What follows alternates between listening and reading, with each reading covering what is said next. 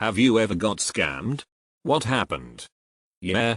I was on vacation and didn't have my phone on. The scammers called my house and my sister was house sitting for my wife and I. They told her I was going to be tried for an undisclosed criminal charge if I didn't pay them something like $900 for the case to be dismissed, or I would be arrested or served the next day. She tried calling me and I didn't answer as I was on vacation. I left her one of my bank cards so she could buy food and stuff since she was doing me a favor. She paid them with it as she thought it was real, and I am not a saint. So it was believable at the time, and this was a while ago before these scammer tactics were well known. I was so mad as I noticed the charge when I checked my online banking while still away. Worst thing is now I guess I am on a list of people who have fallen for this and they call me all the time.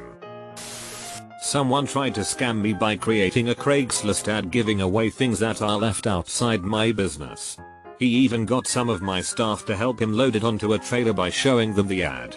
So they saw your stuff, took a photo and posted it on Craigslist, then took it away? That's actually kinda genius. The scam that almost got me is actually brilliant. I was selling a car on Craigslist and got a call from this guy who seemed super interested. He followed up by text asking if it had a clean history. Next text. He sends me a link to what appeared to be an alternative to Carfax, asking me to get a history report for $30 before he drives out. I was literally putting in my credit card info before I paused to think the website might be fake. Turns out it was only registered with Icon that day. Totally fake. Short story from my childhood. Someone tried to steal my working NES. Late 80s. I was about 9 or something. Had a friend call me up. Invited me to his house so he could clean my NES. Thought it was strange. But he was very insistent and I didn't want to argue. Brought it over. He started cleaning the NES. Asked me to get something from the kitchen. A butter knife, I think. I went. Found it after a few seconds of searching. Brought it back. He said he was finished. Left the NES on top of his TV. And left the room to get something. My NES looked very different. Stared at it a bit. It was missing a crack that had always been there. Looked on the floor where his NES was. It had the crack. I tried the old switcheroo. I tensed up. Didn't want to argue with the kid. Confrontation wasn't my strong point. I just switched them back as quickly as I could. He was gone for a while. Actually had a lot of time. After he came back. Told him I had to go. Thanked him for the cleaning. Went home. After about 30 minutes. He called my house again. He asked me which NES did I take home. Told him I took mine. He asked again, yeah. But did you take the one on the TV or the one on the floor? Just told him again. I took mine. He sounded defeated as he said alright. Bye. In the 90s my friend got all of these letters saying he was a part of a contest. And he just had to keep mailing letters in to enter the drawing.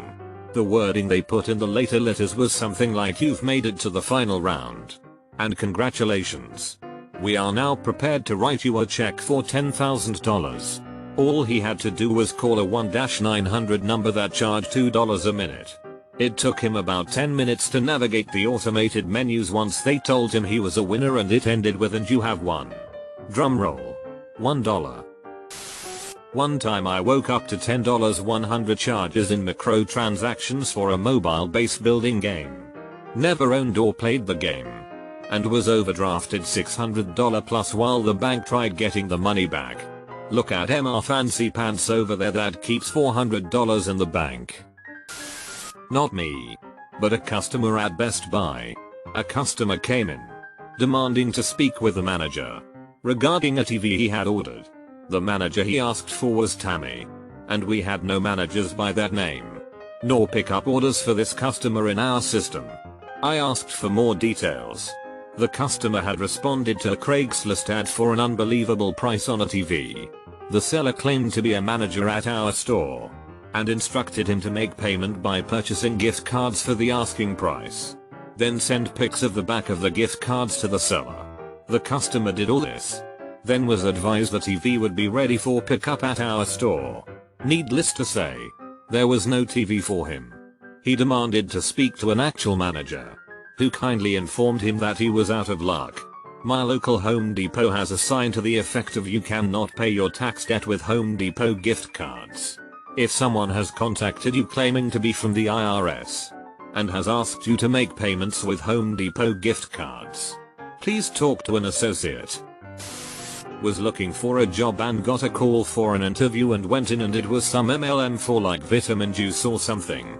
I was sitting in the front and was polite, so I sat through the video and then started to walk out, and that's when they started being super pissy.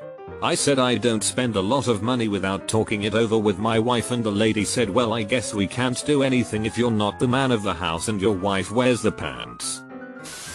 Younger guy in a shirt and tie next to me at the gas station. He asked me for a few bucks for gas as he was on his way to a job interview.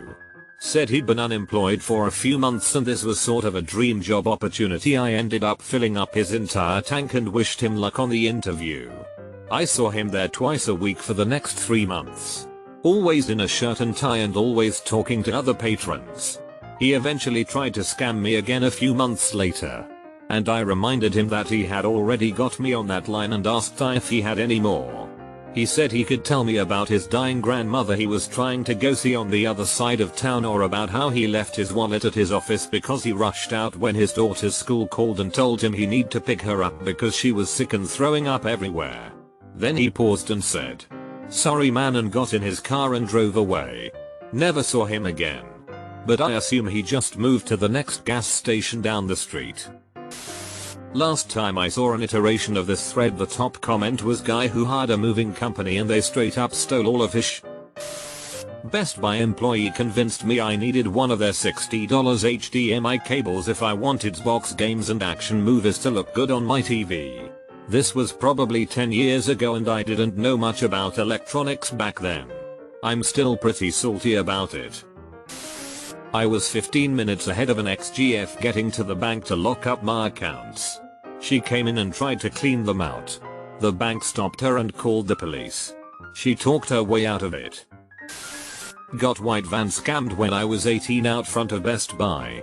A guy ought to show up out front of a store like Best Buy with stereo equipment, TV speakers, projectors, etc. that in reality aren't worth more than the packaging. They proceed to tell you they already delivered everything to hit their quota and there are X amount left over, and if they bring them back to the warehouse they will lose out on just selling them because someone else will.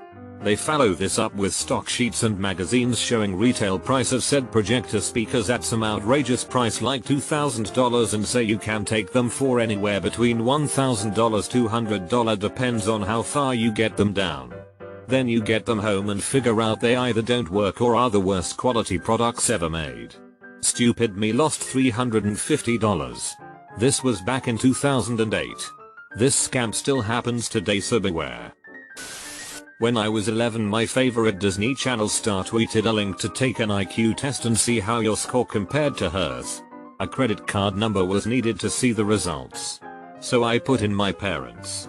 Of course she had been hacked and it was a scam. So I had to go sheepishly tell my parents I accidentally charged their credit card. They were not happy. Not that much of a scam. But still. When I was an 18-year college student, about to hop on the train home after classes, I was approached by a nice woman with her kid in a stroller. She told me her wallet had been stolen and she needed to buy a ticket home for her and her kid. So she was trying to gather enough money. Typical excuse. But I totally bought it at the time and gave her money for one of the tickets. I wasn't able to give more at the time because I had no more money on me. So I even felt a little bad. Until I saw her at the same spot the next day, feeding other travelers the same effing story. I used to see the same with a guy walking around with an empty gas canister while I sat on a park bench and read during my lunch break. It worked on me once. But then he started to approach the next day and quickly turned around and put his head down when he recognized me. Just trying to get trimmed armor in RuneScape. I still haven't got that GF I bought like a decade ago. Yes, so I work in a daycare over the summer and I ordered this hair wax online that changed the color of your hair for the day. As I use hair wax every day, I was like, this would be so cool for color week, and paid $53.92 for all 5 colors they offered. The next morning I woke up to my whole bank account being drained. Luckily I called my bank and they were able to fix it and send me a new card. But that is not where the story ends, because I actually got the product and after using it once my hair started to fall out. So yeah, I just shaved my head that summer. Almost. Several times. The scariest one was when I was on my husband's laptop, which was a quite fancy and expensive one that he had gotten from his dad. So I was worried that anything would happen to it if I used it. This stupid pop-up came on that said that I had to call Microsoft tech support because my laptop was compromised. There was a phone number on the screen. I called immediately. They were being vague on the phone.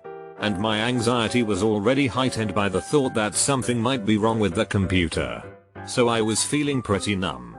I was about to give them access to the computer to help fix the problem when my good senses kicked in and I realized it was a scam.